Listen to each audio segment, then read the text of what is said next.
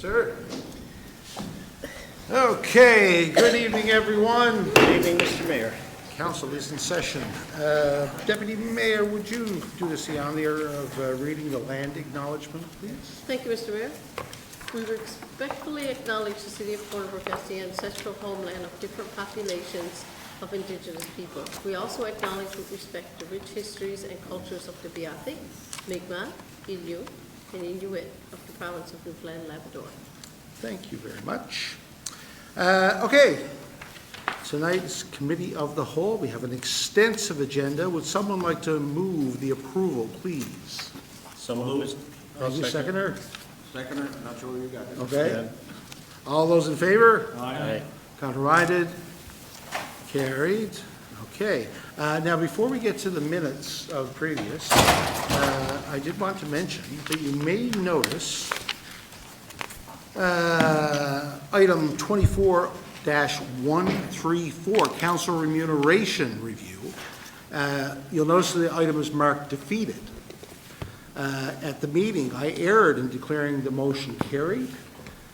While it did receive votes from 4 of the 6 councillors that were in attendance, the City of Corner Brook Act states it needs 2/3 of total councillors.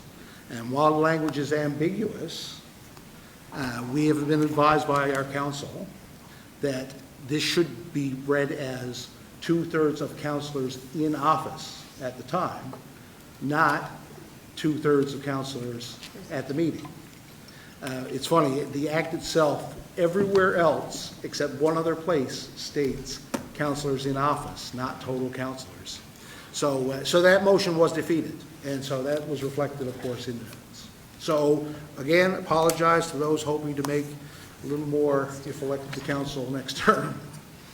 Otherwise, would someone like to move the approval of the minutes, please? So moved. Thank you. A seconder on that? Second, Mr. Mayor. Okay, all those in favor say aye. Aye. Aye. Contraminded? Carried.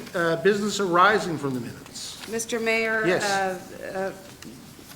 Not necessarily arising from the minutes, but there were 3 points that I wanted to address at some point in this meeting, and I realize I was late today and I missed the approval of the agenda, and that's on me. Yep. Is there an appropriate time for me to? No, we've established the agenda, so Okay, so you'll have to wait till next meeting. Okay, perfect. All right, thank you. Okay. Any things from the minutes? Okay. Let's move on. We've got a number of reports. So first, Councillor Granter, we have protective services statistics. Thank you, Mr. Mayor. I won't go through all of these in detail, but I'll just give tops and threes on these for the last little while. Municipal enforcement officers received 132 calls for services. By law enforcement incidents, there were 20 taxi regulation calls, a number of animal control, dog impounding, dog roaming, those kinds of things. Parking enforcement, there were 49 parking-related violations where citizens were issued that included illegal parking and meter malfunction, meter expired, and ticket voided. Corner Brook Fire Department had 55 calls, Mr. Mayor. Under the public safety answering point, there were the total volume of calls received by Corner Brook PSAP for August was 8,984. And I'll go through this, but the calls are broken down as follows. 3,850 calls for ambulance services, 3 for crises, 289 fire calls, 10 for MRSC, a couple for natural resources. Northern 911 was 3, 1,945 for police, and there was a few others for a total of 6,138. And volume of non-transferred 911 calls was 2,846. Mr. Mayor. Sorry, thank you, Mr. Mayor. Thank you. Any questions there? Mr. Mayor, with Yep. respect to the fire services, recently on July 5th, we had a letter from Western Regional Services Board pertaining to shared services for boom siding, and I wonder if we could have a little chat about that now while we're talking about fire services. Yeah, do you have a question, or? I do. I would like to know why. Well, I do know why, because previously council had said that they weren't interested in having shared services for fire services with respect to Humber Valley Resort. But I'm just wondering now that we've had a renewed request for a different area, if we might not consider expanding our fire services to act more as a regional fire service. Mr. Mayor, point Service. of order. Yep, I believe the council also serves on the Regional Service Board, yep. so I'm wondering if there may not be a conflict of interest in There's two being in of us. both roles, Yeah, I think, both deciding roles. yeah, I think too, I guess to your point of order, I don't know that, again, if you think it is a conflict of interest, you can make a motion as such. However, there is no decision in front of council with regard to the Regional Services Board or any specific item. So I don't personally think that there would be a conflict necessarily, but as I've said many times, it is for council to adjudicate. So if you think that there is a private interest in here that is qualifying in terms of disqualifying certain councilors, I'd recommend to make a motion, and that way councilors are safe, or not safe, depending, right? Yeah, I guess my question, Mr. Mayor, was it's not a decision-making Yeah, question, but again, just for the protection of councilors and the council itself. yeah, So if you think it's appropriate, I'll make a motion. yeah. Okay, so I would make a motion that Councilor Gill would be in a conflict of interest on the fire services matter. Okay. Would someone like to second that? I'll second that, Mr. Mayor. Okay, okay, let's vote on it. Who, Is there, Mr. Mr. Mayor? Mayor, is there no discussion on the motion? there can be discussion on the motion. yeah. Because I'm not in conflict until the vote, right? You, Mr. you Mayor, can speak to the conflict nature of motion is the, not debatable. what? A conflict motion is not debatable. It's, Uh, I stated the reason why, and then we're supposed to vote. And I- the person who's I'm the not subject of conflict should not be in, Yeah, but you can certainly defend your position and provide information on it. You're Well, supposed- Mr. Mayor, we had legal counsel in our email as to whether or not we would be in conflict, and council has not discussed yet the email that was provided to us from legal counsel, and it was my understanding that as me being representing City Council on Western Regional Services Board, that it was excluded from the private, I can't remember the wording, but the private conflict. I believe our council stated that in the email that she sent us. And also, Mr. Mayor, Yeah, the only thing that I don't know for sure is whether or not, well, as Councilor Pender says, this is not debatable. I'm not sure if that's correct or not. Mr. Mayor, Yeah. I'm happy to withdraw the motion if we could drop the conversation until we're clear on what we're discussing. This is a report, and that's all it is, and then we're being asked to debate or discuss a letter, and then what council may have read that I haven't read yet, so Yeah, again, I wasn't expecting to have this conversation this evening. yeah. Mr. Mayor, I don't think that's a fair comment, because I actually sent an email to It's everybody okay. to say that we were going to be talking It's okay, about just wait this. now, 1 second. Okay, so, What was that, sir? Mr. Mayor? it doesn't specify our rules of procedure as non-debatable. Yep, That may have changed. So if the motion's coming to the floor that Councillor Gill is in a conflict of interest, I need to go on that same, or we want to do two separate? I sit Well, I on guess that board Cal- also. Councilor Pender hasn't specified the reason No. why, other than he's on the board, so I don't know if you'd like to amend that motion. Sorry, Mr. Mayor, that was my mistake. I forgot that the deputy mayor is also. Okay. So both deputy mayor and Council Gill are representatives on the Regional Services Board, which has a different duty because it's the Regional Services Board, and here at council as well. So if there's a decision, I guess, coming Yeah. forward, then I just ask the question of council, are they in conflict of interest? I will say yes to start, and let's clarify that so that everyone's protected. So my motion is that yeah. both individuals will be in conflict. Again, I can't, do we have, first of all, do we have a seconder on that? Yeah, but You- Councilor Brand. On the amended You motion. second that? Okay. Yeah, okay, sorry, go ahead. No, I was going to suggest that, ask Councillor Penner to withdraw it, and if you're going to make a motion, make it that she's not. No, that doesn't matter. No, it does. Yes, it does. If it protects her and she gets to have, I'm sorry, protects Councillor and she gets to have her say. She's part of the conversation. If we say she's not, if it turns out that she was, then we give her permission to speak. Yeah. And I think that's what we should be doing. We should be encouraging conversations and not stopping it. Yeah, I think this is a fundamental misunderstanding of conflict, but the motion is on the floor. Mr. Mayor, my So- intent is simply to protect each councillor and the council, to Yeah. make sure there is, because I've been asked a question outside, so I'd like to have it just made clear by council, and then we should be fine. Yeah, okay, you know what, let's just deal with this one right now. We will get some more further information on this, because I think it's very clear to me the nature of, it's about decision-making, and it's about in-camera versus public and all those things. We are in a public setting, people can speak their mind, we're not making decisions. We're not making a decision about the regional service board. If it was a board issue, I could see it. If it was a decision about that board, whether we're paying our garbage bill or whether we're doing an agreement with them or something like that. In this case, the general topic, so for example, I'll give another example. Something in, say, your line of work, say, regarding, say, Indigenous issues, that would not necessarily exclude you because it would just So this is exclude. specific to my job. Yeah, right. I cannot vote on, or I cannot carry on a conversation with anything to do with the Humber Valley Association for Community Living. Yeah. Because I serve on that board. So when the council is making a decision, I mean, I've declared the conflict. But you're not excluded from talking about accessibility issues or things like that. No, because that doesn't, but when we decide that we're going, that has nothing to do with the association.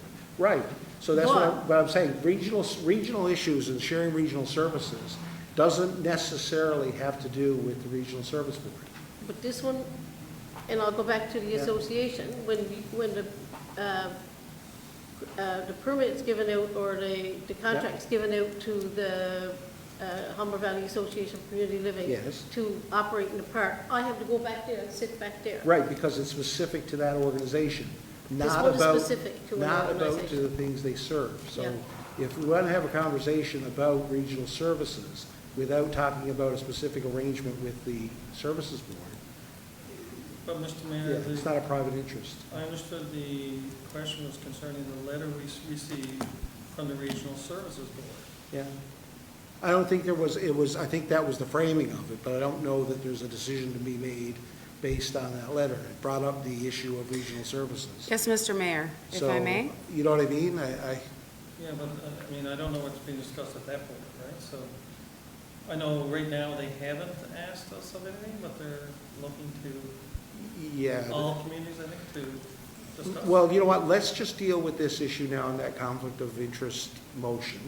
We can revisit this again, if we have more information in terms of this opinion. And, Mr. Mayor, just for clarification? yes. Is there something from our legal to?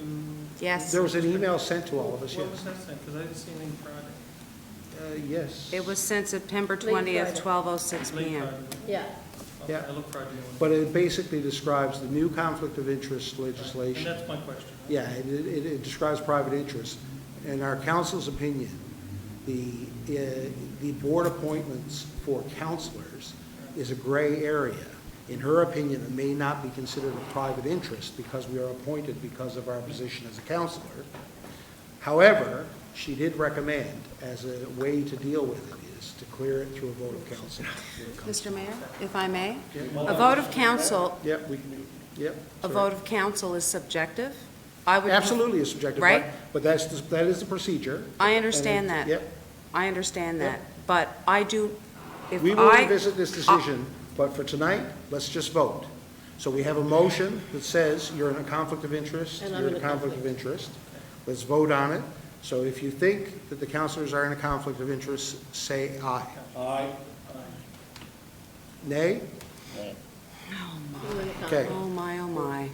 So, Yeah, but again, just to further that, I mean, I think, that, you know, that this is not moving forward. Exactly. If anything we should be doing here is voting that they're not. And if it turns out they are, well, then we give them permission to speak. Why would we go the other way and say that they are, and when we don't really know if they are? Yeah, We're just trying to protect. Let's, again, we will Mr. clarify Mayor, if I this can, and come back to it. This is not Yeah, saying just- anybody did you- anything just- wrong or you- accusing anybody. yeah, This is just just clearing the air. Okay, But we could get the same result the other way. But Mr. Mayor, I know I didn't do anything wrong. yeah, no, you didn't do anything wrong. My issue is Okay, that. order. Listen up. This issue is done. There's nothing on here to talk about conflict of interest. It's been done. We will continue with our agenda. The clerk will, again, everyone will review the emails they got from our council on this. We will get further clarity on the issue.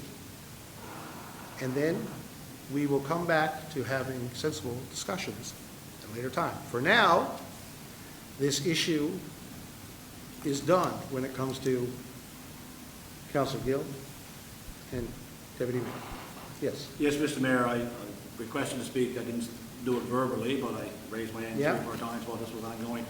I agree with you, Mr. Mayor, and when a request comes from the board for us, if they are if they're asking for support from our fire services, then we put it on, and we'll have the committees to put it on the Yep. agenda, and we'll discuss it in detail, as we've done in the past. Yeah. That's my suggestion. I would just suggest, though, that there are the committee of the whole meetings, in general, the purpose is to discuss broader issues without facing a specific decision sometimes. So this is why these agendas, we have reports here that are far-ranging and amenable to discussion on these issues. The question is, can you discuss certain issues? So as the example I used was that someone might be on a board for an organization that involves something like accessibility issues or inclusion or things like that. It doesn't exclude them from talking more broadly about those issues. It excludes them if they are talking specifically about those organizations.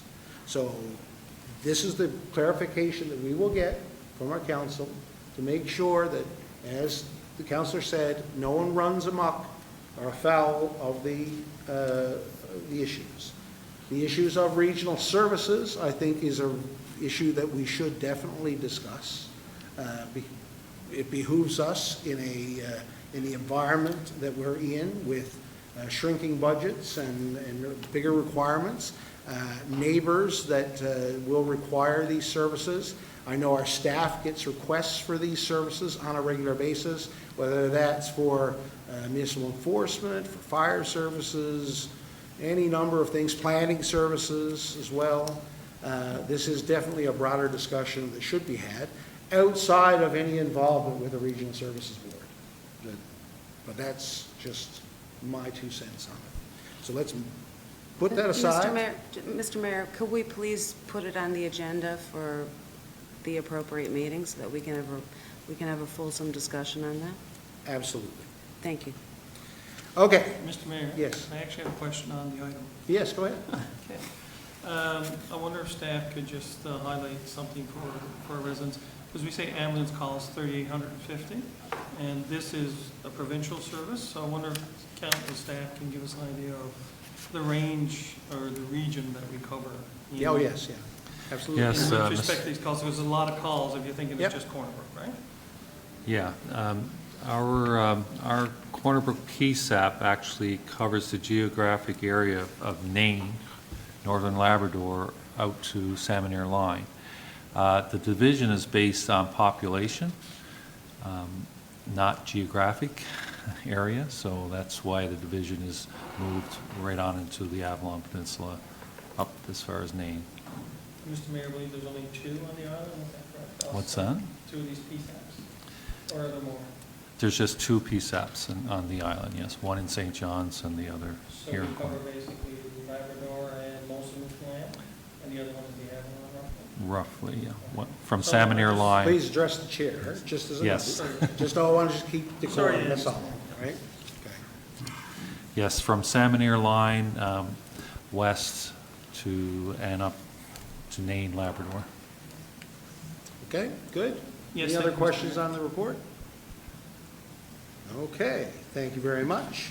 Deputy Mayor, we have a report from Public Works for up till September 6th. Pretty busy department. Well, thank you, Mr. Mayor. Pretty busy department by the look of this. Public Works gave me update from June the 19th to September the 6th, and I guess that would be what you would call our busy season in Public Works with everything getting done. Lawn damage, I would think that all the repairs are completed, maybe some are still on the books. Line traffic painting is done, but there may be some was completed last week of August. Curb maintenance repairs, storm sewer cleaning and flushing. We also had ditching on Windsor, Erican Place, Confederation Drive, Erskine Place. Kerosene, yeah. And other areas that require ditching to be done in the month of October and storm sewers are Woodbine Avenue. And we put in some needle disposable bins in Church Street, West Street, Main Street, Wellington Street, Legos Avenue, and 2 on Broadway. And we had work orders completed. We had work orders completed on Carmen, Cobb, Pine Grove, Reed Street, and West Valley Road. And services required requests from June to 19th, September to 6th, 334 calls were received, and they were road maintenance and potholes, 144, curbs 55, and lawn repairs 31. So that's from Public Works. Perfect, thank you. Any questions on that report? No? Yes? Go ahead. You go ahead. Go ahead. The asphalt cuts for the water and the dig-ups, are they almost finished? Mr. Burden? No, as of today, we've actually reached out to another contractor to see if we can get them to do them for us. The contractor that did our water and sewer cuts in the spring just seemed to be too busy right now, and I don't want to wait any longer, so we've reached out to another company to do them for us. Should know something by tomorrow if they can do it and when they can start. So. Mr. Mayor? Yes. What's the last date that we can actually fill in the holes? Because there are some I have been there for a long time. I would want to see them. I'll start the winter with the holes there. That's right. Mr. Burden? Yeah, for patches, for regular asphalt, like if you're doing a large section, you got to be 7 degrees and climbing. However, for small water and sewer cut patches, we wouldn't stick to that. So the goal is to have them all done before snow clearing begins. So if it takes us till Christmas to get them all done, that's what we'll do. As long as there's an asphalt plant open, we will do them, and if the asphalt plant closes and we still have existing water and sewer cuts, we'll use our reclaimer to do them ourselves. It is not as pretty because we don't have all the equipment, but at least it's not potholes and dirt for the winter. So a regular asphalt cut that's cut, like half of the street is cut, is that a big cut or would that be a small cut? A small job or a big job? You just, We prefer generally to have our contractor do those if Yeah. we can. It's hard without the proper equipment to do that in a good patch. okay, yep, All that would be out there now is what we would consider relatively small. that's all I wanted, Mr. Mayor, thank you. There is, I do think, and Mr. Burden, you correct me if I'm wrong, but I think that we are expecting our patching contractor to be back in town. It was supposed to be already in town, but I guess they're delayed until a number of weeks, are they? Yeah, I'm here, the original correspondence was the week of September 17th, and now I'm here in early October. But there's a few cuts, two that I can think of, is East Valley Road, 107 East Valley Road, and McLeod's, the top of McLeod's Lane, and Snooks, I think, that whole area. We're trying to get that done even before our patching contractor comes back to do all the other ones. Them two have been outstanding way too long. Thank you. Okay. Is there another question on this? Yes. I'm going to ask this question, I already asked it before the meeting, but I'm getting asked a lot, and it's borderline just being nosy. But the where we had the slide on Riverside. Yep. And we have a fence there, and there's a gate in it when you can kind of go around, and everybody, I'm getting asked, what is the purpose of the gate? So maybe the Yep. director can Mr. Worden? let the public know what that's all about. Yeah, so until that hydro seed really takes hold, we're expecting in rain to get some minimal material down that slope into the head wall of the catch basin, or a head wall of the pipe that takes the water underneath Riverside Drive. So as you can imagine, we got to keep that clean, because if it blocks off, we'll be in the same situation again. So we're regularly with our vacuum truck going up to vacuum out that head wall, and it's just like a 6-inch rubber hose. It's quite heavy. So instead of dragging it around the fence, we just put a small gate there so that we can access that head wall directly from the truck, as opposed to hosing around. It's a maintenance. It's there for maintenance. Hopefully within a year or so, there'll be no need for that gate. So right now, it's just to keep that head wall clean. Okay. It's funny, like when you look at it and you're trying to figure out what is this all about. And when you find out, it makes perfectly good sense. Thank you. Perfect, thank you. Any other questions on this report? Okay. Okay, Deputy Wastewater. Thank you, Mr. Mayor. And this, the timeline on this is from June the 17th to September the 6th, 2024. So water, wastewater complaints, we had 218, with the top one being alarms. And then we had requests for water shut off and turned back on. They were the top with 33. And water leaks, we had 21. Water, wastewater media releases, we had 44.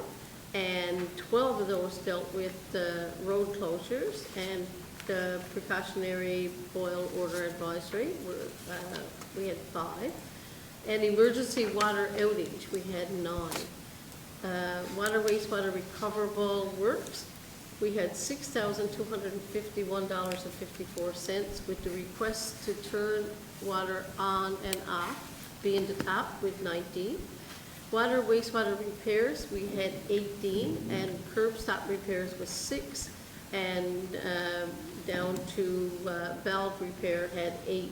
And we had things like the feeder main, hydrant repair, new service, and a sewer main. Additional maintenance is going to be happening now, I guess, with the fall coming up, and up until this time, to September, we had the annual maintenance programs.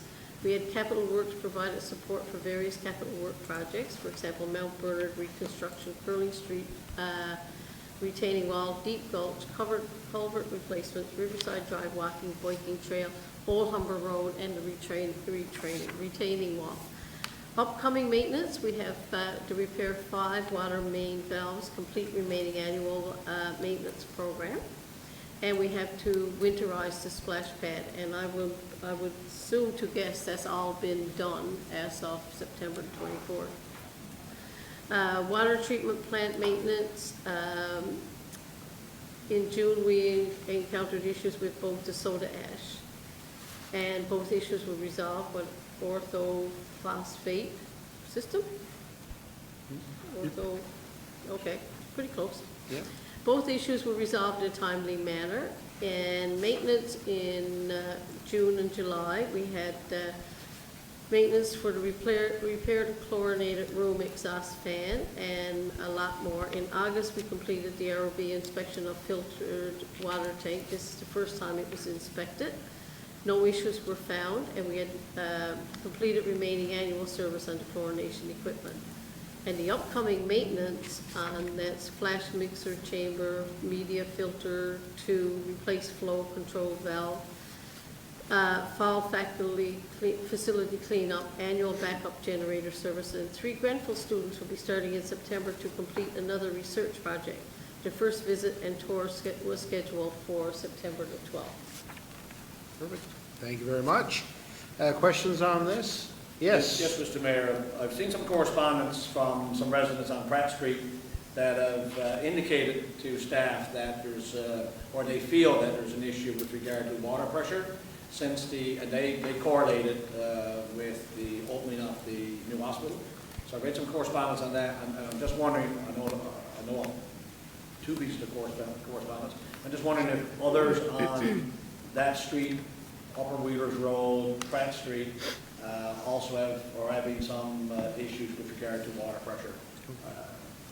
We got the correspondence from two residents, but I'm just wondering if there's others, or if there's a way that the staff can find out if there is water pressure. I don't know, we're probably technically able to figure that out. I know this has come up, yes. So, Mr. Burton, I don't know if you have some information on that. And if you don't, Mr. Mayor, if the Yeah. answer is not tonight, if you could just bring it back for our Yeah, next I think he meeting, does. Mr. Burton, I think, because we've been looking, I know this has been going around City Hall, trying to Okay, all right, sort thank you, out this. Mr. Mayor. Go ahead, Mr. Burton. So the best we can tell right now, I think it's like 3 residences on Pratt Street that are affected. And Pratt Street is not all fed from the same water zone. Some of it is being fed from the large reservoir, the tank on Elizabeth Street. Right. From what we can tell, we're not having any issues with the part of Pratt Street that is against our water from there. The part that we're having problem with is the piece that gets the water from coming up Elizabeth Street, coming up Elizabeth Street.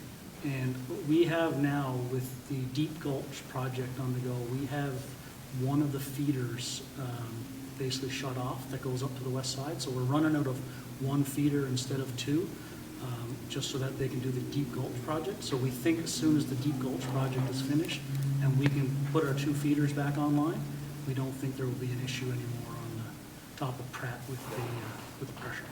Thank you, Mr. Mayor. Thank you. Yep, Riker. Question? Go ahead. Yeah, no, I'm just curious on the, what the Grenfell students are doing, Mr. Mayor, what kind of research they're Mr. Burton? Do you know what the, I Project don't know, is? I don't know the topic specifically, but we've had now since Dr. Christina, her last name is Mitten, at the university came on board. She's an environmental researcher, and she, I think every semester now, she's had 2 or 3 students at the plant, and it's mainly on water chemistry. The last project they did was identifying different water qualities coming out of Corner Brook Lake versus Chain Lakes, and how it affects the plant. So, but I can find out exactly they usually get into the semester a little bit before they pick their topic.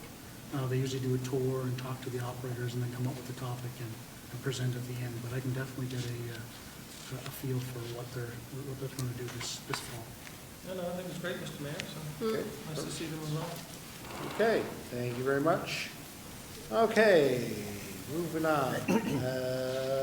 Councilor Griffin, we have a community market feasibility study. Thank you, Mr. Mayor. The City of Corner Brook, in partnership with the local funding agency, is embarking on a feasibility study to evaluate the establishment of a community market space.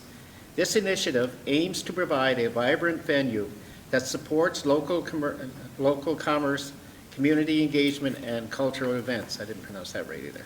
Objectives of the feasibility study include to examine current market needs and gaps that a new community market could address, to analyze how other municipalities have successfully implemented similar venues, collaborate with local stakeholders such as the Port Authority, local farmers, and current pop-up market organizers, propose various operating models, including management structures and operational frameworks, conduct a detailed financial analysis to estimate startup costs, operational expenses, and potential revenue streams. Additional components of the project: green space. Integrate green space with the market area to provide vendors and community members with an outdoor area for relaxation and events.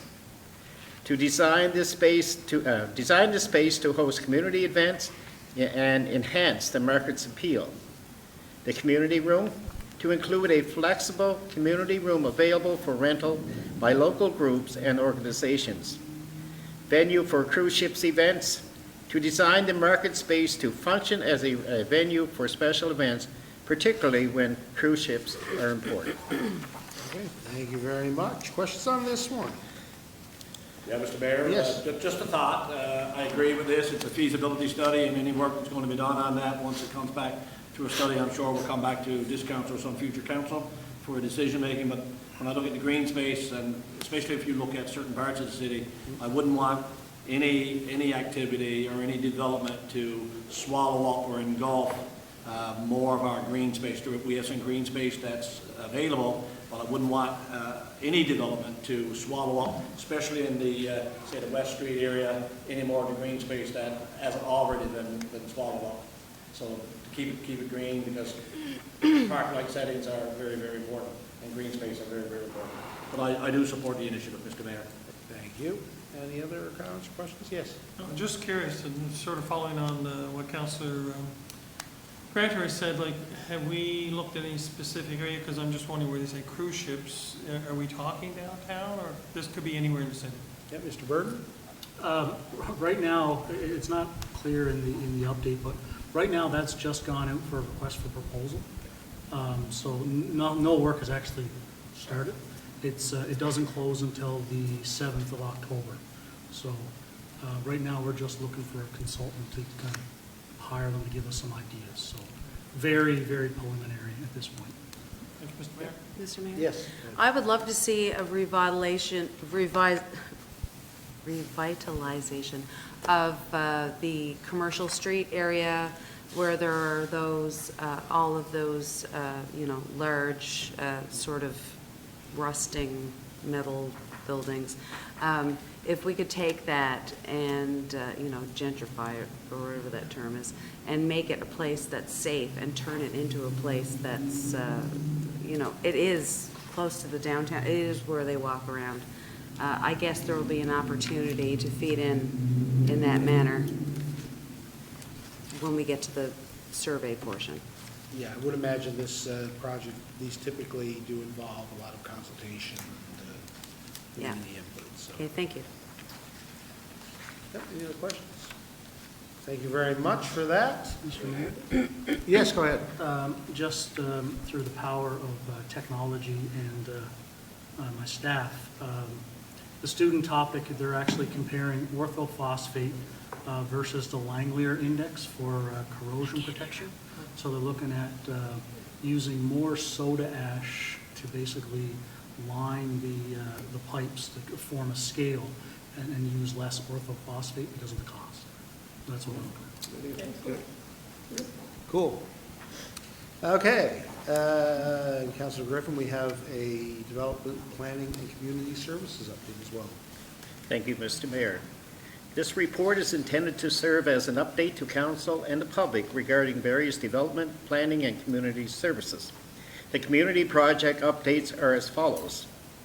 8 Granville Drive, service station occupancy permit has been issued.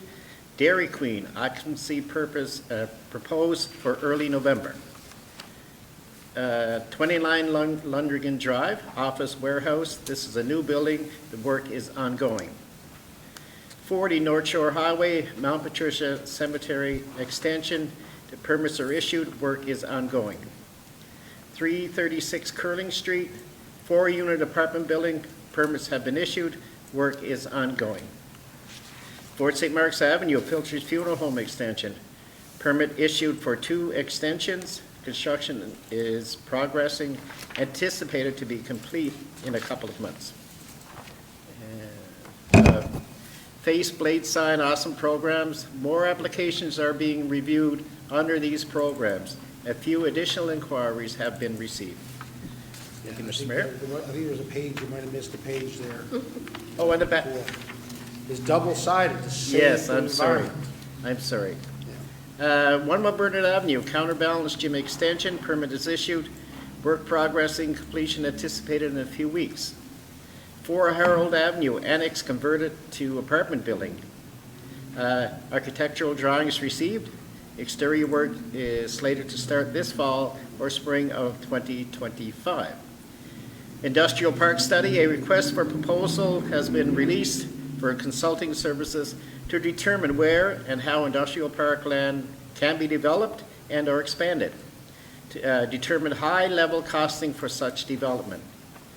44 Confederation Drive, a new car dealership. Permit complete for Phase 1, which is the civil site works, anticipated to start in the spring of 2025. 55 Lunigan Drive, warehouse expansion, permits issued for foundation and structural steel. 21 Mount Bernard Avenue, 33-unit apartment building. Partial permit issued for site works and foundation. Work is ongoing. 86 West Street, new eatery, bread and butter. Occupancy permit has been issued. In business development, Downtown Business Improvement Association, all groundwork has been completed, waiting for the approval for the name of the new entity suggested, Downtown Cornerbrook, to pave the way for its incorporation. Once this is available, staff will call for a meeting of downtown businesses to commence the formal process to set up the organizations. And now this makes sense. Yeah. Yeah, the Faceplate Sign Awesome program. More applications are being reviewed under these programs. A few additional inquiries have been received. Thank you, Mr. Mayor. Thank you. Questions on this? Yes, Mr. Go Mayor, ahead. just a couple of comments. In the last little while, I've had some, and Councillor Gill brought up with regard to developments down on Commercial Street in the previous point. It's good to see a business down at Warren Windows is doing a good facelift on their particular building down, or a building that they're occupying right now. And I understand there's some work that's going to take place on some of the old buildings that are next door. In the last little while over the summer, I've had some conversations with some business owners in the Brook Street, Commercial Street area, especially in the Brook Street side, which is on the floodplain. And one particular business chatted when I went down to get, to buy something in there, and was asked, like, they want to expand their business. They've got a beautiful building there now. They want to expand their business back towards the spring there. And well, what the city wants them to do is do all of the legwork up front, all the engineering work up front, all of the consultant work up front, which is going to cost thousands, when you get into engineers and consulting and all those kinds of things. Thousands of dollars up front, probably $50,000, $60,000, $70,000, $80,000, to do that kind of thing. And then submit applications to the city, and then with the chance that it could get turned down. So what the business owners are telling me is that, are asking, does the city have a manual or a plan what they can do in a floodplain, what they can't do, whether it's our regulation, provincial regulation, whatever it might be, what it is that the city says, if you do this, and this, then you'll get a permit for development. If you don't do the 5 or 10 points, then you won't get a permit. Then they know what they have to do, then they'll go to the consultants and their engineers, do the work, get a price on it, and then submit it, knowing that the permit will get issued to do the development. So at least 2 people I spoke to are being held back because they don't want to invest $100,000 or $150,000 on consultant and engineering work, only to find out that the city doesn't approve it to get out there. So I don't know how accurate that is, but that's what I was asking. Is it both related to floodplain issues? It would be on Brook Street area on the right-hand side going in, so that would be floodplain. Yeah, well, I guess Mr. Burden might be able to speak to this a bit more, but generally, the floodplain is something that is governed as well by the province. Yes, And Mr. so in Mayor, I terms do of the know that. footprint, usually you're not able to displace more water Yep. because that water has to go somewhere else. So how, I guess, Mr. Burden, I don't know our staff or how they direct people to, I guess, begin that process with the province as well. Maybe you can speak to that? I think it's the first time I've ever said at a council meeting, I have no idea. I know it's provincially regulated, because I know I dealt with a building expansion on top of O'Connell Drive that was in a floodplain as well, and that was through the province. But I'm sure if the individuals within businesses would come in or reach out to us, we could definitely go through both provincial legislation with them, but also what's in our IMSP and what's in our development regulations to give them a better sense of what they can do without spending a ton of money up front.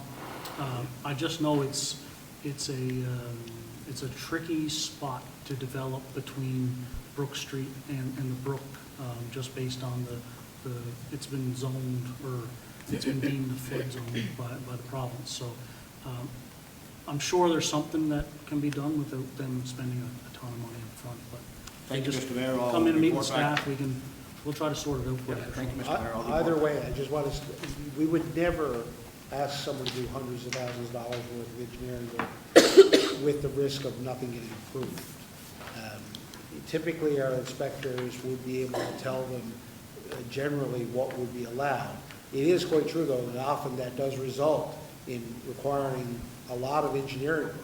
So I have heard of buildings in that area recently, in fact, where there was a new type of business going into an old building, significant changes to the electrical, HVAC, things like that, that requiring engineering services to produce a plan for how they'll address it. And that's not a matter of like them not getting their permit, it's a matter of they have to do that plan to get their permit, but they would get their permit. So it is every issue, everyone's a snowflake. So, Yeah, Mr. Mayor, I agree. I don't think it's about spending the money. Yeah. And I think it's about spending the money with some assurances that the money is spent well and that they're going to get approvals to go ahead with the work that they want to That's do. right. Thank you, Yeah. Mr. Mayor. Okay. Thank you, Director. okay? Mr. Mayor? Yes, go ahead. While we're on the topic of community services, today we had a Community Partners Advisory meeting, and one of the Oh, points, yes, one of the points that came up was they're looking for a representative of council/staff, whichever is most convenient, or both, maybe one or the other, depending on schedules, to sit on the Community Coalition on Homelessness. And I believe we did have somebody on there before, but I think maybe we need to look at that and get somebody reinstated. I'm happy to sit on it, or perhaps my co-chair, Pamela Keeping, Councillor Keeping, would like to sit on that. In addition, at today's meeting, it was brought up about our youth committee. They're curious about what's happening with our youth committee. So I'll just throw that out there. And also, there was word that there was a transit study done using Bay of Islands Search and Rescue. I'm throwing that out there. It was brought up to determine usage on our transit service. I don't know if Okay. one of our Mr. Burton's staff nodding could his shed head. light on that. So, Mr. Burton, can you enlighten us there? What's that about? So we decided, we needed data for the transit Yep. on ridership, where people are coming and getting on and where people are getting off. We didn't really want to do a big elaborate expensive study on that, and we needed the information, so I think we gave Bay of Islands Search and Rescue a small stipend, and they put people on the bus for a few days for us to collect all that information for us. Good. So it was just a kind of a creative way to get the information and put some money into the search and rescue at the same time. Lee, that's Awesome. pretty clever, yeah? Yeah, yes, Deputy Mayor. Sorry, I got a little frog in my throat here. I'll address the accessibility committee, not the accessibility, the youth committee. Yep. We have called several meetings. We've gotten one or two youth to show up. So we just spoke to Jessica before the meeting to say we were going to have another one before the parade, Santa Claus parade. And we're hoping to get one off the ground again, but it has not been engaged by our youth the way that it was. And that's where our youth committee is, and our accessibility committee is on the go also at the same time. Okay, cool. Thank you. Okay, thank you very much for that. Let's see, Councillor Gill, we have a financial update. We do. Mr. Mayor, for the period ending August 2024, total revenues reported amounted to $37,303,446, compared to the year-to-date budget of $36,042,573. So, that's a good thing. And as you'd expect, total expenses for the same period amounted to $21,444,500 compared to the budget of $25,441,222. During the past summer months, Public Works included concentrated efforts on street maintenance, including curb and sidewalk, street markings, as well as the stormwater drainage system. Public Works team also allocated time to beautification maintenance across the city, including mowing, field maintenance, etc. With respect to accounts receivable, city staff have sent out reminders in August to residents regarding outstanding taxes. Residents with pre-authorized payment plans have also been contacted to review their monthly payment plans. The city collector is available at 637-1568 should residents with outstanding balances wish to discuss payment plans. Thank you, Mr. Mayor. Thank you very much. Any questions on this? I'll just note that the package does also include the full income statement with revenues and expenses there, and as well as some accounts receivable information as well. I noticed in the graphs there that we usually have. So I always say to residents, I always have a look. There's a ton of information up on our website when you get to the meeting packages. It's what all of us as councilors and the mayor get. Okay, Councilor Pender, we have a report from on capital projects. Yes, thank you, Mr. Mayor. This is just an update on their capital engineering projects undertaken by the city, and includes some of the current projects that are going on in the city, including our Cornbrook Recreation Center, which is about 95% completed. And we anticipate that will be completed at some point. I know it says mid or to late November, but I don't know if that's still active. I don't know. So it's still going on. Deficiencies are being worked out, and I think we're getting very close. So that's going to be exciting to see that open up.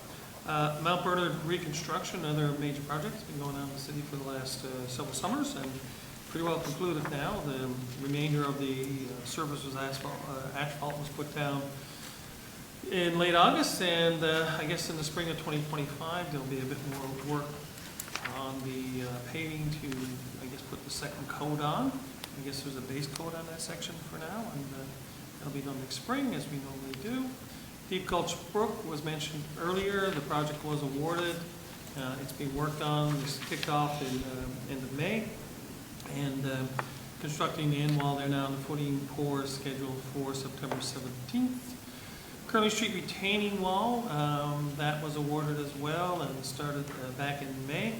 And I guess the full road closure and everything started in early June. New water line has been installed. The existing bedrock was deeper than expected, so there was a small redesign, which I believe caused some delay with that. Some underground duct banks for some utilities had to be worked on as well. The contractors remobilized back to site and completed removal of the duct bank on the 16th of September. And it's anticipated the work will be finished by mid or to the end of October. And that's a pretty important project that's been a long time coming. Transportation study was also mentioned, I guess. Project was awarded to Harborside Transportation Consultants. It's well underway. Some of the draft policies have been submitted for review. The MyoVision camera has been employed to several intersections to obtain counts and movements, and expect the final report by the end of September, which is Monday.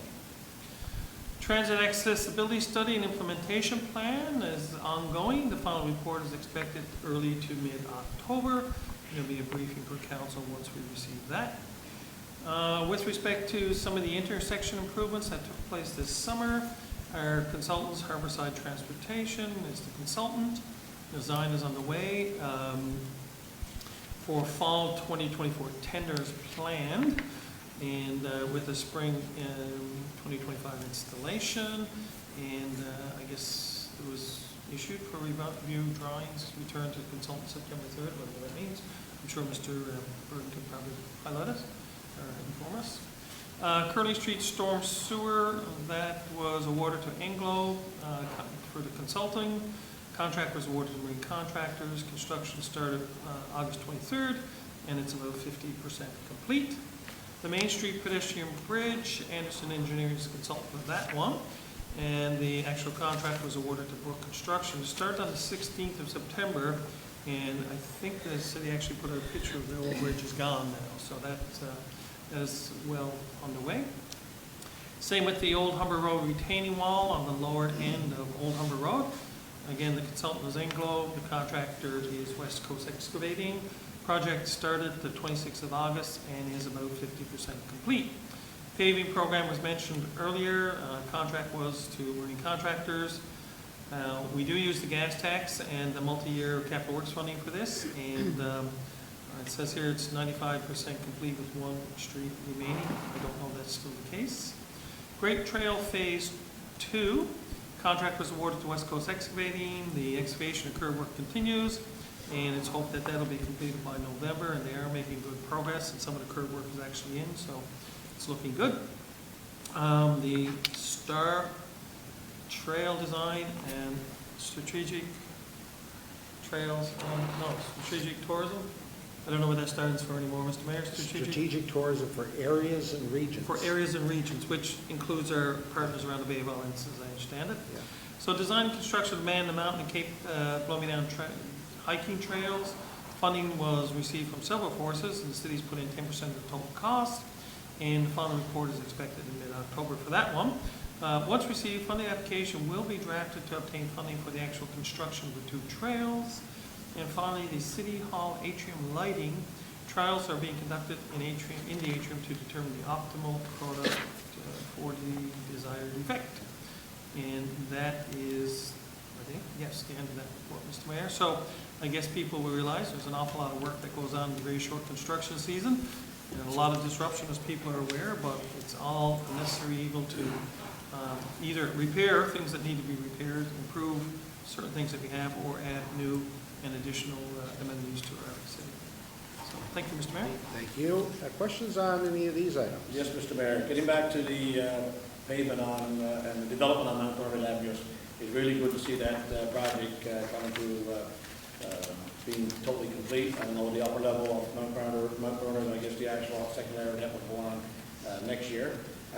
But I don't know if it's me, Mr. Mayor, but it kind of bothers me when, you know, when you put asphalt down and when in a short period of time you start to see ruts forming in the pavement again. And I can't help but think that in the lower Mount Bernard, and I drive it most every day, and from the mall up, so from the mall up to Corner Intermediate, was only paved a year or so ago. It hasn't a lot of traffic on it because it was closed down. It was only the lower level of Mount Bernard and those side streets that were accessing it because no one else could get.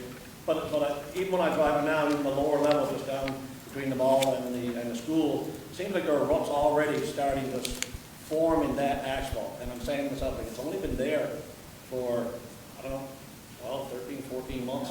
And I just wonder how, you know, when we do inspections, is it city inspections, provincial inspectors, and warranty, if in 2 years, like the ruts are there, you know, it just kind of bothers me, and I know contractors do the work that they do, but I just seem to feel when I drive over that already the ruts forming on such a short period of time, and there was millions of dollars put into that particular project. And it kind of bothers me at the end of the day, but just a comment, and there's not much we can do about it. Mr. Burton, any information on that, do you know? That's the first, I haven't noticed it, and it's the first I've heard of it, but that is very concerning. And I will definitely look into it, but there definitely shouldn't be any rutting or ripple. There should be no deficiencies in that asphalt after 12 to 14 months. Who does the inspections? Is that a provincial, or do you have your own inspector? How does that work for projects within the city? That was most of my questions were on. Mr. Burton? So we do, our consultant, so usually the consultant that's responsible for the design will either do the inspection themselves, or they will hire a third party to come in and do like compaction testing, asphalt testing, and concrete testing to confirm that it meets the specification. And then our consultant at the end of the project will provide us with a report stating that everything is within spec. Thank you, Mr. Mayor. Yes? Comment, observation, call it what you like. Again, I did a walk and I came down Mount Bernard, and beautiful, you know, nice new asphalt, new sidewalk. And then you look to the right and this big rusty fence that surrounding the holding tanks. I know it has nothing to do, it's too bad we didn't see that before and maybe put it in to have that.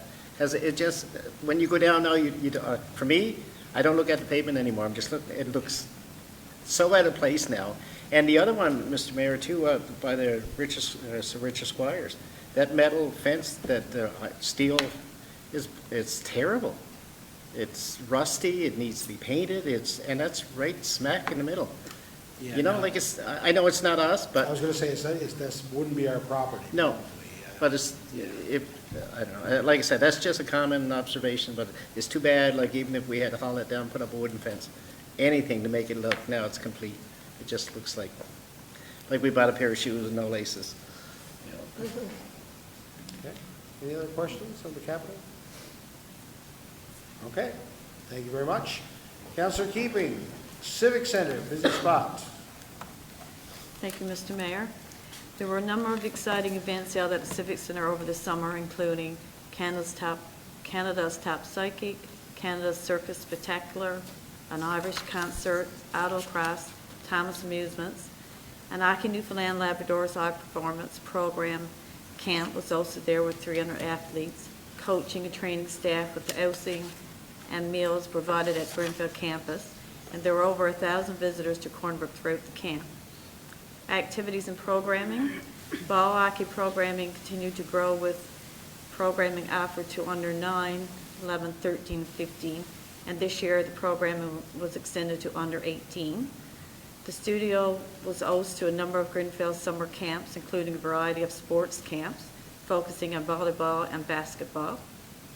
The Civic Center and studio played host to several graduations and ceremonies, including the Western Regional School of Nursing graduation ceremony and banquet, College of the North Atlantic graduation, Cornbrook Regional Eye Cap and Gown ceremony, as well as a grand march and dance at a number of elementary school graduations. The meeting spaces were busy with banquets for Cornbrook Monarchy, Saltos, and Special Olympics Torch Run. Additionally, they were used by Greenfield campus and students during upgrades to the network and all RN exams for nursing students. The summer ice remained very busy with Aki and the figure skating camps. Fall 2024, the Silver Blades started their regular season on Wednesday, September 4th. Cornbrook Monarchy started theirs 2024-25 season on October 7th, with tournaments being finalized for the season. The Cornbrook Senior Royals will be hosting tryouts for the 2024-25 season in September and throughout October, and it is expected that senior hockey season will begin in November. The fall is busy with craft fairs, meetings, training seminars, and the Seniors' Day is scheduled for October 1st. The Civic Center was thrilled to host the agricultural show on September 20th, the past weekend. The show highlighted the best of agriculture in the province and was fun for all ages. And the Tom Green Comedy Show will take place on October 3rd in Canada House. The studio, regular programs starting in the studio after Labor Day weekend for active tots, seniors, pickleball, Greenfield Recreation, and others. And the Civic Center studio will also play host to volleyball, Volley West in October. Thank you. Thank you very much. Questions on any of those items? Yes. I'm just wondering, what is our turnout like at the concerts and such and events that we have at the Civic Center? I'm looking at Michelle Russell, the Circus, Jory McCarthy, Autocross. What's our turnout been like, and are we making any money on it? Mr. Robinson? Through you, Mr. Mayor, my understanding is the turnout is quite good, and these events do make us some money on them. I don't have specific numbers on them, but I can find those to find out. Thank you. Yes. Yep.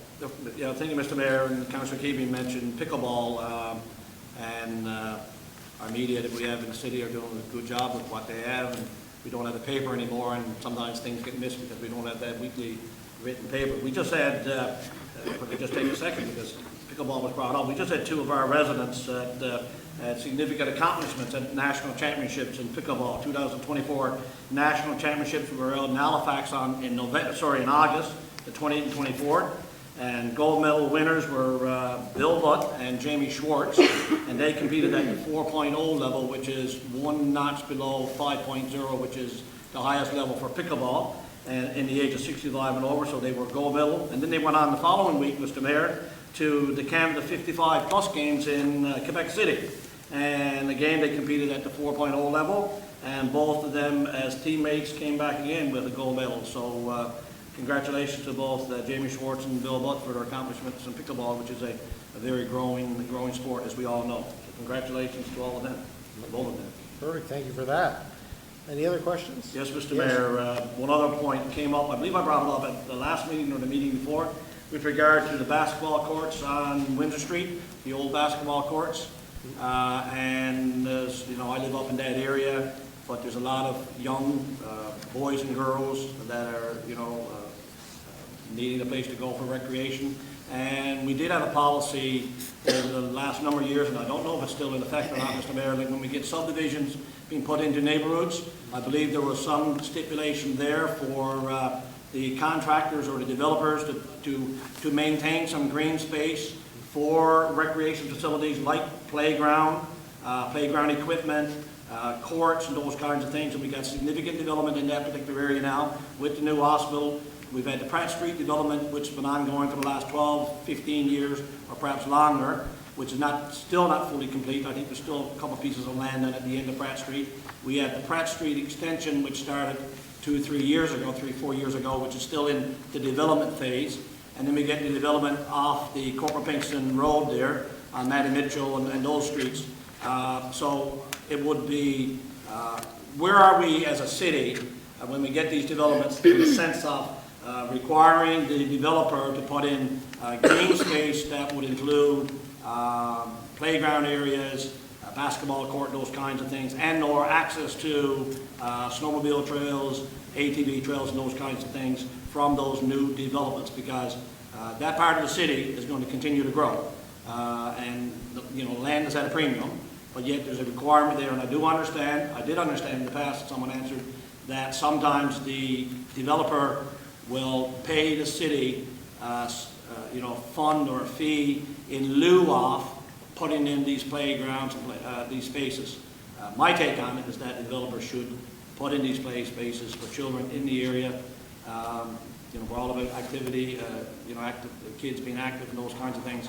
So that's 2 points. Where are we with regard to something that we can do for the old basketball courts on Windsor Street? And I know it might be something we'll have to consider in next year's budget. And where are we with regard to holding accountable the developers for putting in green space and playground areas in new developments? Thank you, Mr. Mayor. Well, first of all, I guess the Windsor Street court, I understand that Public Works was going to look at cleaning that area up, but it had to be a question first of getting access between the properties. Is that correct, Mr. Burton? Yeah, that's correct. We actually just got back today from Land Management that we have access to that Windsor Street old basketball court. So we're going to get up there as soon as we can to clean up all the garbage. And Peter's staff have ordered 2 new basketball net posts, the whole thing, which I think it's here. So we're hoping as soon as we can to get it cleaned up and get them installed so that they can use that court again. To the second point, I know for sure there's a green space incorporated into the Sleepy Cove development. The green space, right now it's not green, it's not developed, Right. but Yep. there is a rather large piece of land there that has been designated, at least one piece designated green space. And they're, I don't recall any instance where we've not required a green space in a subdivision. I'm thinking now of the new subdivision, Woodrow Avenue, Han, that area. There's 2 pieces. There's 2 lots there. That's a green space. So as far as I know, we're still requiring contractors to provide a green space. The square footage of green space, I think, is based on the number of lots and the square footage of lots and that kind of stuff. But There's absolutely no intent to take money in lieu of that green space. Yeah, Thank you, now, Mr. Mayor. And just to be clear, I guess, that is usually green space, not necessarily like a built playground or something like that. No, it's what they refer to as a passive green space. So the developer is not required to actually build a playground or a court or anything, but the land has to be passed over to the city for us to do as we please with it. Mr. Mayor? Yes? Thank you, Mr. Mayor. A couple of years ago, last year, the year before that, I think I brought up during our budgeting process that there's also a space off Phillip Drive that used to have a court in there that would be easily remedied, I think, just as the Windsor Street one. And another item that I'm trying to move forward, and I've been speaking with our city manager on it, is to work with Newfoundland Labrador Housing Corporation. They have a beautiful green space. It's gated just below Carter Avenue, between Carter Avenue and Wheelers Road. I actually had a request from a resident, several requests over the last few years, to provide a space for recreation or gardening or activity, something to create community in that area between Carter Avenue and Wheelers Road. And so I actually have a call in to Newfoundland Labrador Housing to speak with representative there to see if we can make that go, because I think I shared a video, actually. I took a video of me walking in there and showed all you guys what it looked like.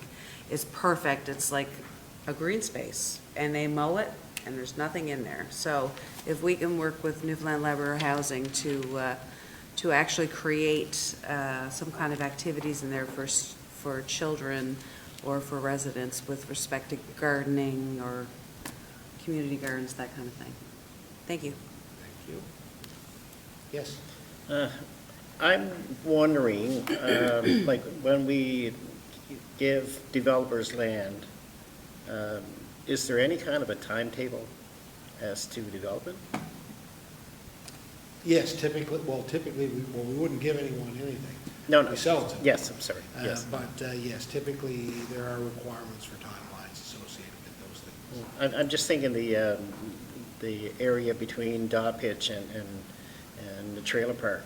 I mean, that they just kind of went in there and just gutted it, and that's it. I mean, it's been like that now, I'm gonna say 3 years, 4 years, and it still doesn't look like there's anything going to happen. It's an eyesore. It's you know, if they had no intentions of using it, or it was down the line, well, then leave the trees there and cut them down when you're, but I think it looks terrible. I'm just wondering if, will we go back on that and say, you know, where are we on this?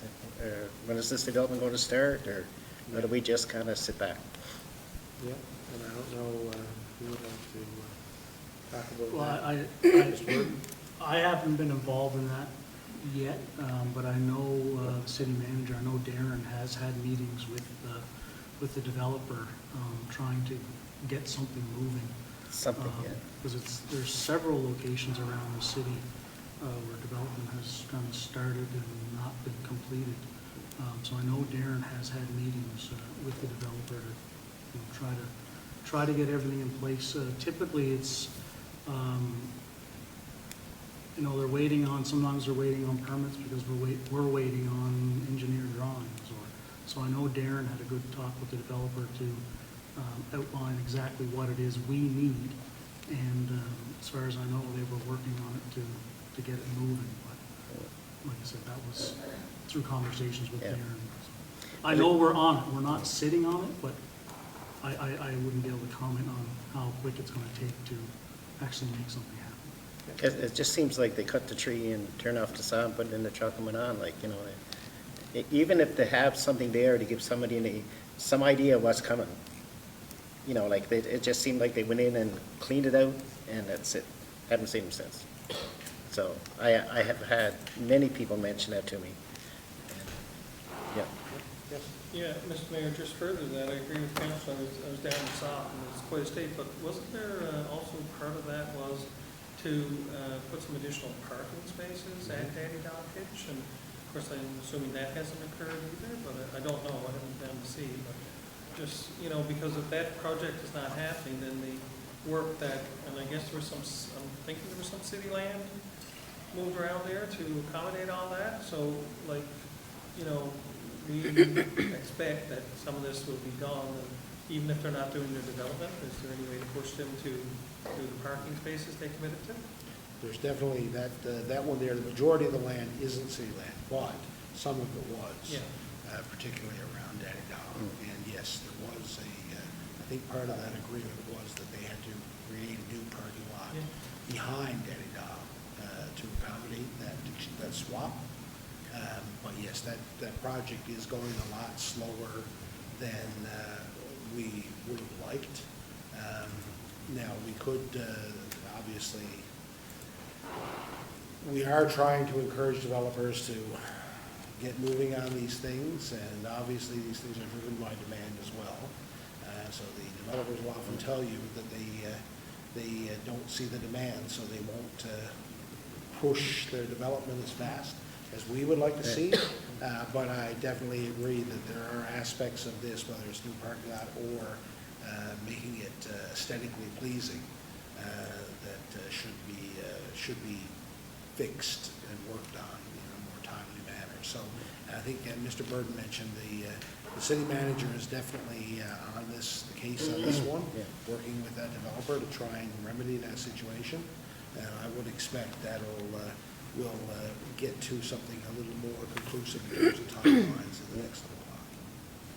Yeah, because I sometimes wonder if they purchase it to develop it or to make sure nobody else gets it, kind of thing, right? Like I said, in this case, the developer does own all of the land except for a very small corner. No, I know, okay. So it's, Okay, Yep. thank you. okay, thank you. Okay. We deviated a bit, but that's what this meeting's for, to talk about Yes. all kinds of things. So let's go back to recreation. Councilor Hebing, tell us what else is going on in recreation. Thank you, Mr. Mayor. June was recreational month, and the city recreational staff created a contest to challenge residents to spend time outside, try new fitness activities, and focus on their well-being. Many residents participated, and 3 winners received a prize for their efforts. The city recreation events, Sounds of Summer, kicked off in June with the Griffins playing at Bartlett's Point Park, followed by performances within the Jigs and Wheels, and ending with an orientation concert for returning students in Margaret Bowater Park.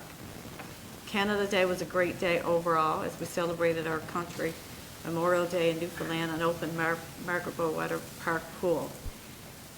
Thank you to the Government of Canada for their support on this event and the YMCA for hosting the community breakfast. Corner Day took place during Jigs and Wheels and brought a number of participants to Margaret Bowater Park, Majestic Lawn, and West Street.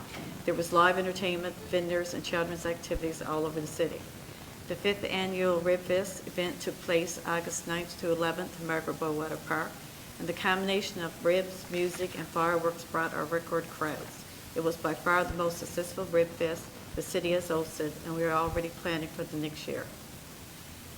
The park pool opened July 1st and closed on August 27th. It was a successful summer with an active professional lifeguarding staff paired with canteen services by Umber Valley Employment Corporation.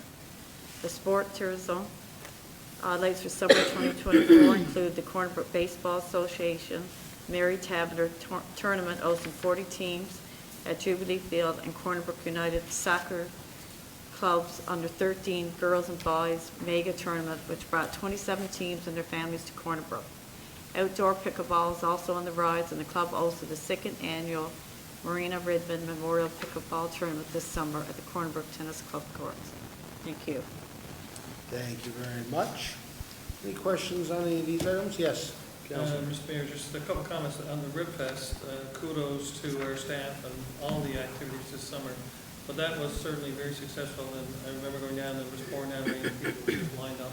Didn't hear about the rain, it was beautiful weather, and they wanted their ribs, and I don't know what kind of business they do, but they do good business, and staff was really good and setting that up and cleaning it up. The other thing I wanted to mention is just with all the cruise ship visits, and this weekend in particular, on Saturday, I think, I don't know, the numbers like cruise ship visitors and crew, something like 9,000 people or something, the place was locked.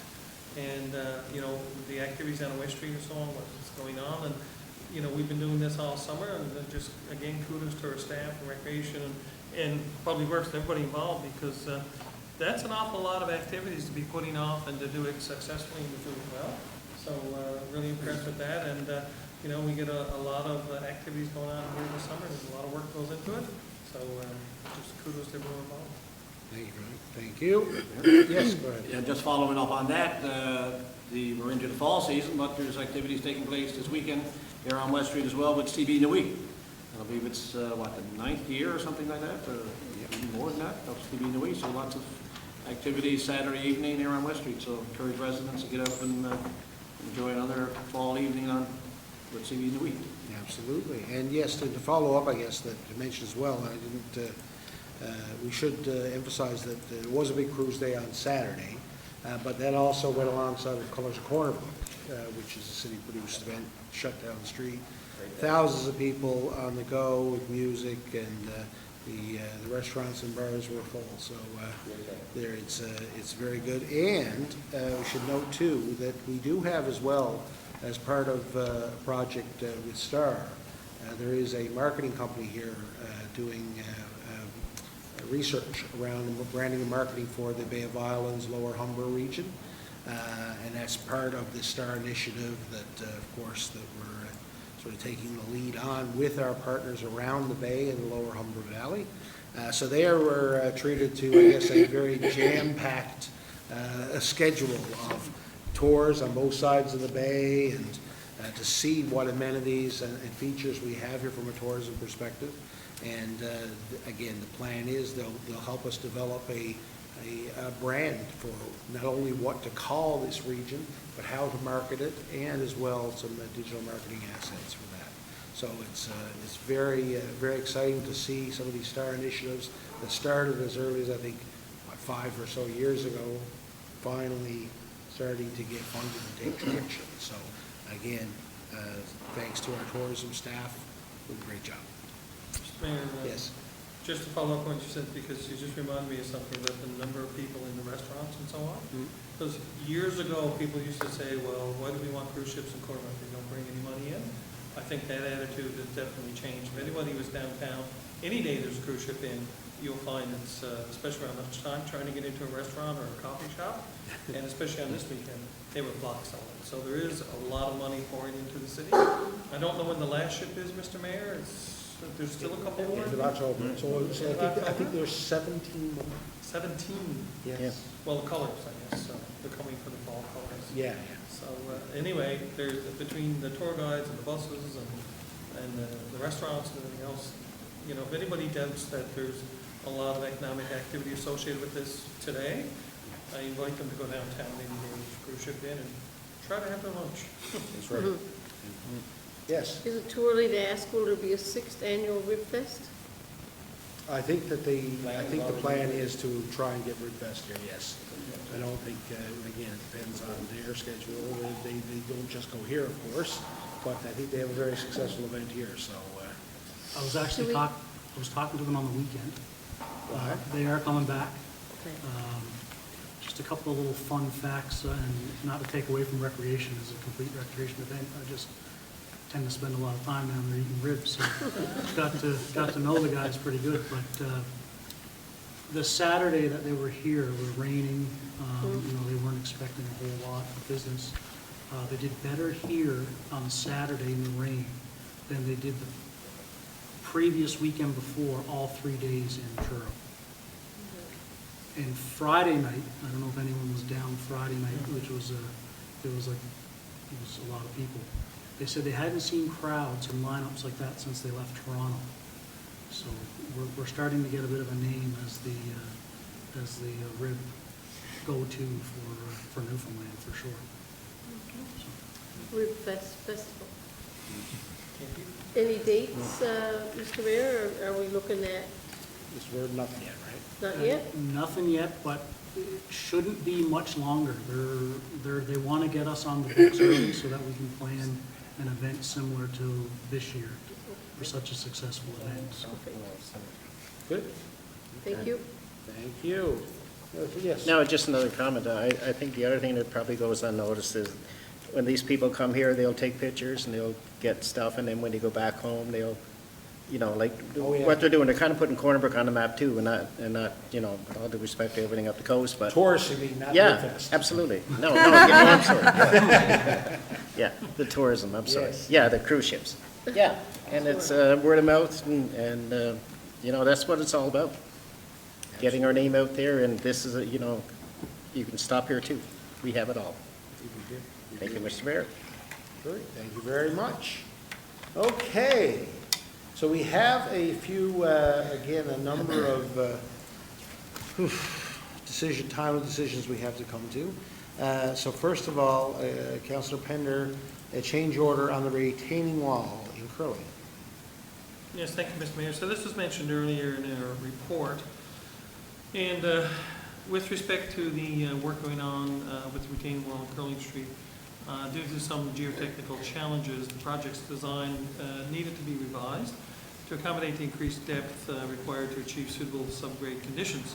So the revision necessitates the following: remove and dispose of concrete encased fiber cable, supply and place compact glass rock, supply and install a geogrid, supply and place 28-inch bottom blocks and 28-inch middle blocks and 28-inch hat blocks. And also we need to have traffic control in place for 8 weeks. The design change also involved a credit of $39,077 due to unused materials from the original design, so number 3. So this amount is not included in the amount below.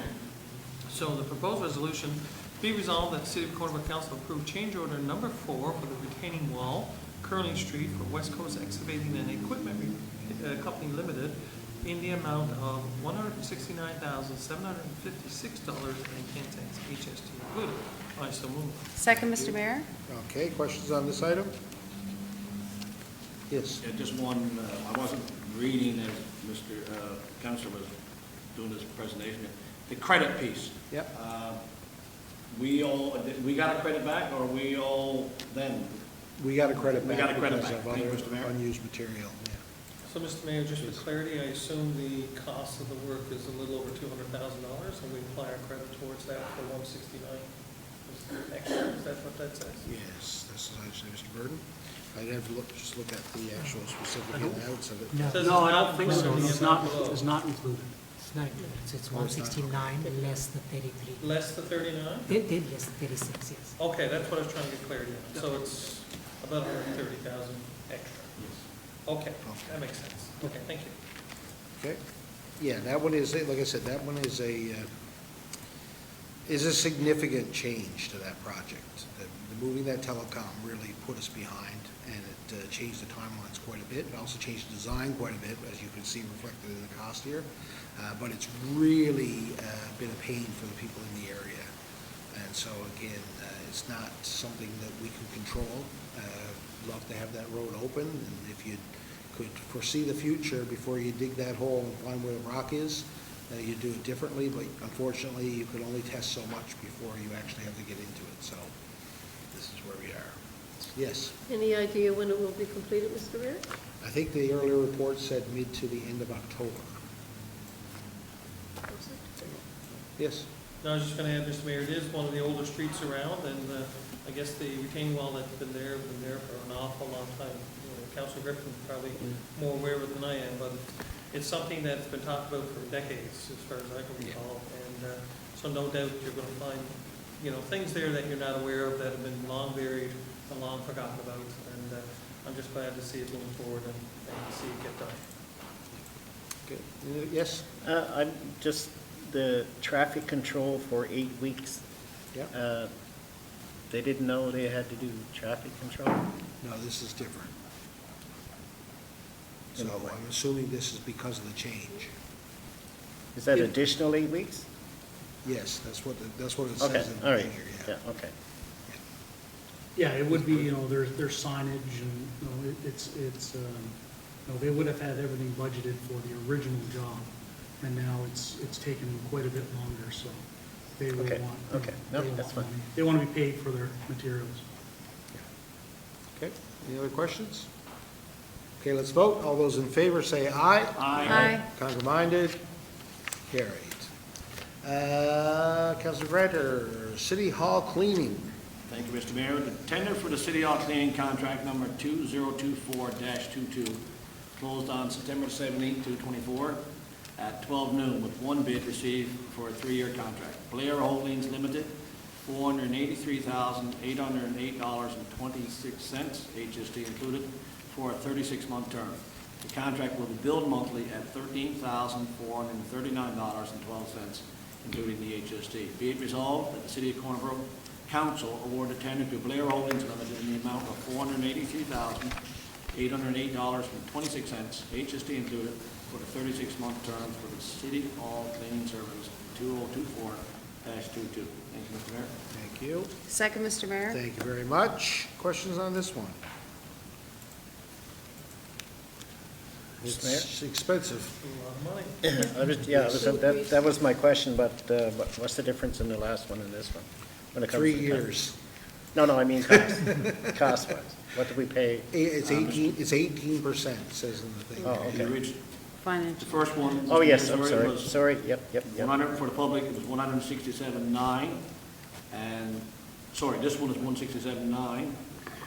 Financial impact, 169.9, and the previous one was 158.7 per year. Thank you. Per, okay, that's what you say. So there was a lot more than that. Yeah, go Per ahead. year. Yes. I gotta say, Mr. Mayor, like $13,000 a month, like a little over $3,000 a week. Now, I know it includes all of the cleaning materials, and we have special cleaning products because of the surfaces and so on, because of the structure of the building. And I believe it also includes a library space, and I'm not sure about that part, I'm pretty sure it's included.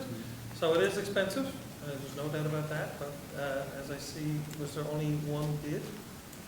Yes. Yeah, so I guess we don't have a lot of choice. And an 18% increase over the previous contract, which is over 3 years. That's probably par for the course, given the price of things these days, but it is expensive. And labor costs. Yeah, and labor and everything else. Okay, any other questions? No. Okay, all those in favor, say aye. Aye. Counter-minded, carried. Deputy Mayor, we have some soda ash for water treatment. Soda ash. Thank you, Mr. Mayor. The tender for supply of water treatment chemicals, soda ash, contract number 2024-20, closed on September the 3rd, 2024, at 12 noon, with one bid received for a 2-year standing offer. Quadra Chemicals Limited, $158,700. The HST is included in that. Proposed resolution, be it resolved that the City of Corner Brook City Council award contract supply of water treatment chemicals, soda ash, 2024-20 to Quadra Chemicals Limited at the tender price of $158,700. HST is included in that for a 2-year standing offer. I so move. Thank you very much. Second, Your Second, Honor. Mr. Mayor? Thank you. Questions on this one? Actually, Mr. Mayor, we went down. It was lower this year than before. Yep, it's one of the few chemicals that has, Yeah, and it's gone up 40%, some of these chemicals in the last 2 years. yeah, and I think we had a bit of a discussion on Yeah. this in the water treatment. Good. Any other questions on this one? Gotta have it. Yep. Okay, let's vote. All those in favor? Aye. Aye. Counter-minded? Carried. And along the water treatment, we got some polyaluminum chloride coagulant. Deputy? Say that fast 7 times. We're all getting silly now. Thank you, Mr. Mayor. The tender for the supply of water treatment chemicals, polyaluminum chloride coagulant. I said I was going to be able to say it. Coagulant. Coagulant. There you go. Contract number 2024-20-21 closed on September the 3rd, 2024 at 12 noon. One bid received for a 2-year standing offer. Primera Water Solutions Canada, $773,547.50 HST is included in that. Proposed resolution, be it resolved that Cornwall City Council award a supply of water treatment chemicals, polyaluminum chloride, 2024-21 to Primera Water Solutions Canada, Inc. at the tender price of $773,547.50. HST is included in that for a 2-year standing offer. I so move. Second, Mr. Mayor? Thank you very much. Questions on this one? Mr. Mayor, for the Yes. purpose of the public, standing offer would mean, and correct me staff if I'm incorrect, that's the total dollar value for a 2-year contract, but it's only based on the amount of material that we actually consume, correct? It's based on volumes, or we are committing to the 773,000 That is per year, per year? that is, but we only pay for what we use. Exactly, that's my point. So that's an estimated amount based on what we've done in the past. Yeah, if something happens that we can get away with a little less, Right. then Thank you, Mr. Mayor. We did have last year, we had looked at options to reduce the amount of coagulant as well, I believe. Some of those are more successful than others, but. Yeah, Mr. Mayor? yes. I know we said it was a tender price, but I don't find it to be too tender, but anyway, we should also remind, I guess, our residents that we provide water to 2 other communities outside of Corner Brook, so even though it's a significant investment and amount, that we do recoup some of the costs for the water that's used in those communities as well, right? So we do share the burden on that, which is one of the advantages of having that shared service between 3 communities. Okay. Any other questions on this? Okay, let's vote. All those in favor say aye. Aye. Contraminded? Carry. Mr. Mayor? Yes. Mayor? Yes. While we're on the subject of drinking water, there was an ad in the paper that appealed, I don't want to bring it up right now. I'm just saying that the watershed decision that we made recently was appealed by Cornbrook Pulp and Paper, and I'd like to get it on the record that when it's convenient, we should talk about that and the reason why they're appealing and what that process entails going forward. And Please. we would never know why they're appealing. Well, we would eventually when Well, they file their appeal, but, The process of, Yeah, yeah. yes, is what I meant. Yeah. Yeah, thank you. okay. Okay, Councilor Grantor, Root Smart Technologies, 1-year subscription for ArcGIS Pro Street Services Routing. That's a mouthful, Mr. Mayor. Yes, indeed. The snow clearing and de-icing routes currently used by Public Works have never been optimized. Although we believe the current number of routes and locations have been effective in the past, GIS software now exists that allows us to optimize the number and location of snow clearing and de-icing routes for better efficiency. Root Smart Technologies is a software that, when used in conjunction with our current GIS software, allows us to optimize routes, test the results for efficiency, and modify as needed. The goal of using this software is to reduce snow clearing and de-icing times and save money on fuel and overtime. Be it resolved, Mr. Mayor, that the council approves the 1-year subscription of ArcGIS Pro-Street Service Routing from Root Smart Technologies for the price of $11,880 US dollars, HST included. Thank you, Mr. Mayor. So moved. Second, you. Mr. Mayor. Thank you. Questions on this one? Yes, Mr. Mayor? Yes. Just curious, with the new hospital, obviously, our traffic patterns have changed significantly along West Valley Road and other routes. Are we looking at using this software for this coming season? And will that affect how snow clearing proceeds this winter? Because obviously, we don't know yet. You know, I know we know the traffic has changed, but we don't know what the effects are with the move to the new hospital. I'm just wondering how this might play into that plan. Mr. Worden, any expected change this season? we're hoping to. There's a lot, as you can imagine, to build the database that's required to run the simulation. There's quite a bit of of work that got to be done in the background. We've already kind of started putting the information together. We have to look at, for example, the moving of the hospital is one of the big considerations. So the GIS team are very busy building the file, the data file that's needed. We're hopeful, very hopeful that if the snow is delayed long enough this fall, that we could have some of this in effect this winter. If not, we'll have it fully in effect next winter. But we are hoping to at least take a couple of routes from our current organization and have them optimized for this year, just to give us a sense of what kind of information we're going to get from this software. The demo of it was very impressive. It was, I think it's going to be very beneficial to our operation, but I'm not 100% sure how long it's going to take to get it fully running. Thank you, Mr. Mayor. Thank you. Any other questions on this one? No? Okay, let's vote. All those in favor say aye. Aye. Counter-minded? Carried. We have a application for the Green and Inclusive Community Buildings Program. Councillor Griffin. Thank you, Mr. Mayor. In 2020, the Government of Canada announced up to $1.5 billion in federal funding over 5 years to establish the Green and Inclusive Community Buildings Program.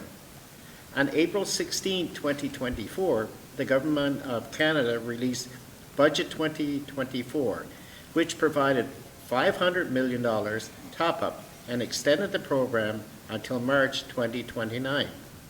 Staff are recommending that an application be submitted to access funding for this program for the purpose of retrofitting the Corner Brook Civic Center with a focus on improving and upgrading elements such as the dehumidification system, air handling system, elevators, and converting all lighting into LED lighting.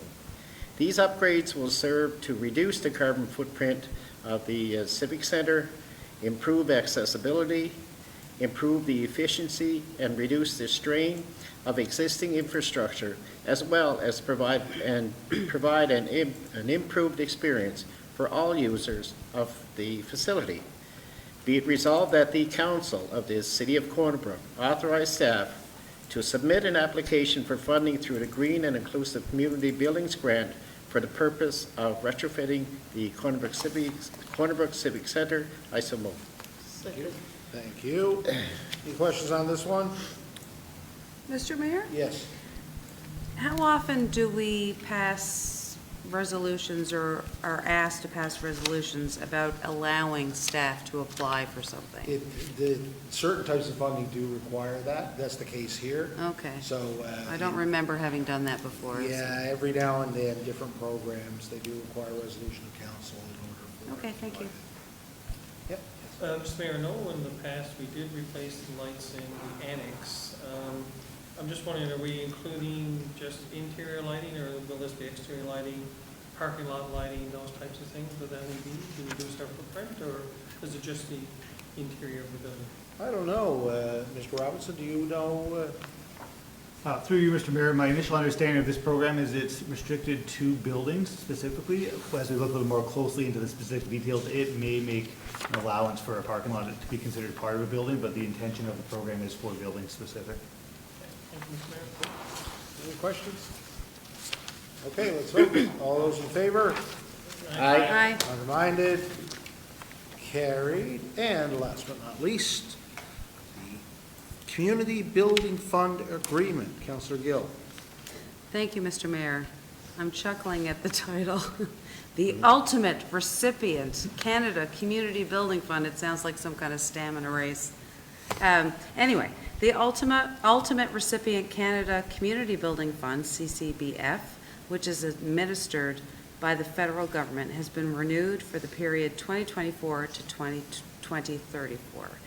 This program provides capital funding for eligible programs which are detailed in Schedule B of the attached agreement.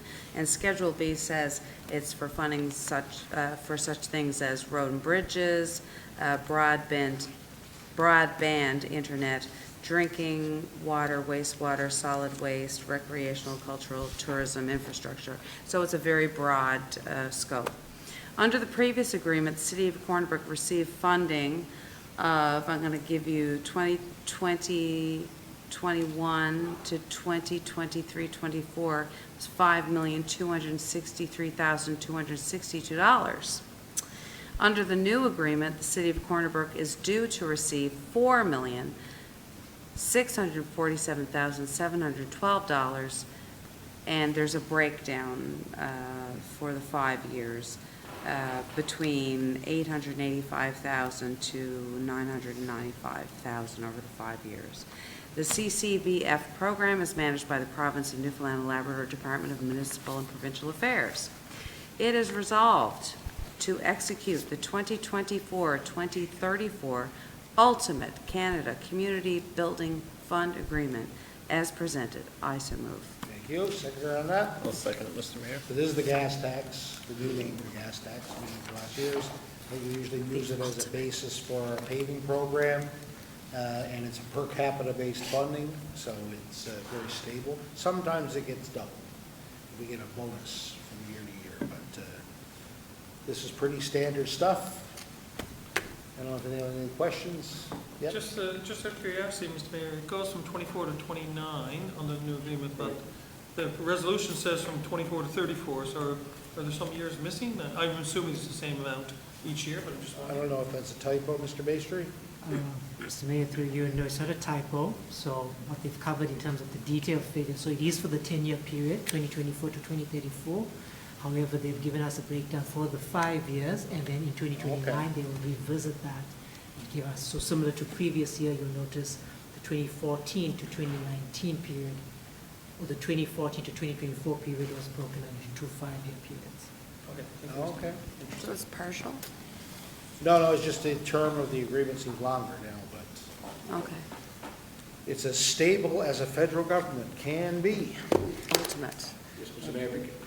Yes. It is a significant decrease in the amount of money per year because, as Councillor Gill referenced, the last amount was $5,283,282 over a 4-year block, which I didn't do the math on it, but the $4,647,712 is currently over a 5-year block. So it's a considerable decrease in the amount per year if you had to divide the 5 million by 4 years as opposed to the 4,006,000 by 5 years.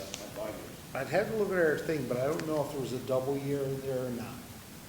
Okay, I just, That could be in case, because it has been doubled before, I know, during my last, Yes. since I've been mayor anyway, I remember it being doubled at least once. okay. Mr. Mayor? Yes. I think during COVID or around that period, they did double their money.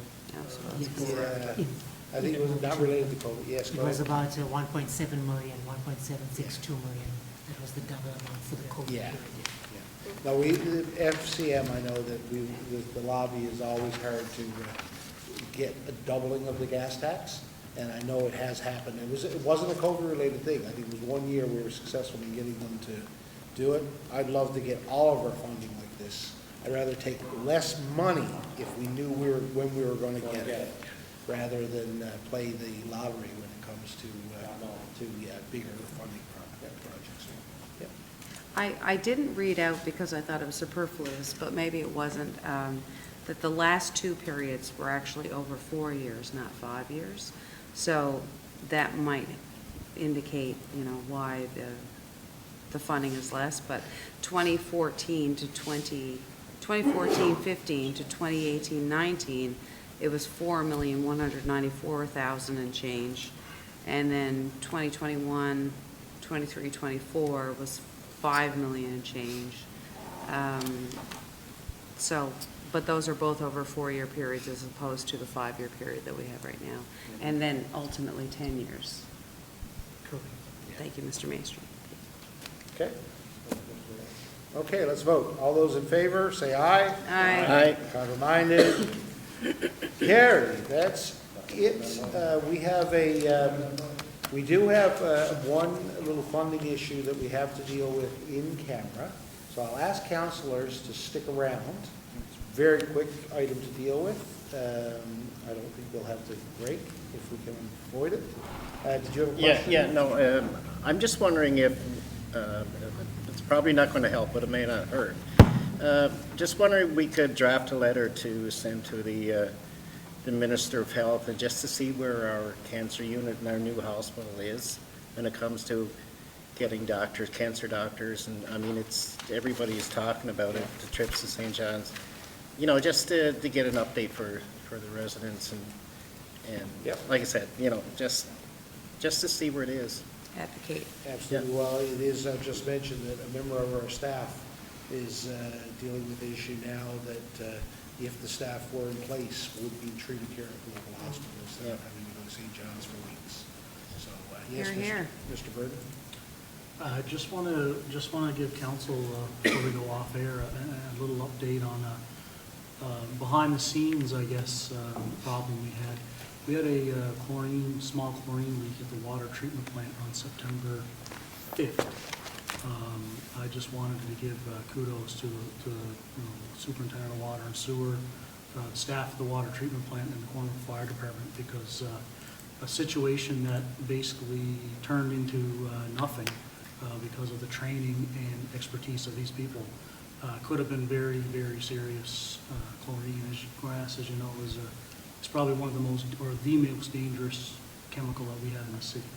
And this has been our third leak, I think, since the plant opened in 2015. And again, the fire department with the water treatment plant staff and the water and sewer staff was solved before anyone even really knew what was going on up there. So just hats off to them guys for that.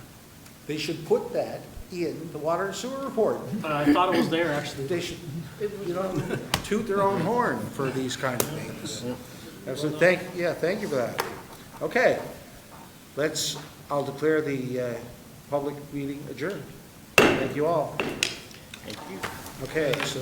We're not going to take breaks.